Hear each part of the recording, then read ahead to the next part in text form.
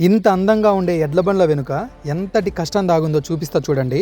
Video కంప్లీట్గా చూశాక మీలో ఎవరికైనా ఎడ్ల బండ్లు కావాలనుకుంటే ఎస్ అని కామెంట్ చేయండి. నేను కంప్లీట్ డీటెయిల్స్ పంపిస్తాను.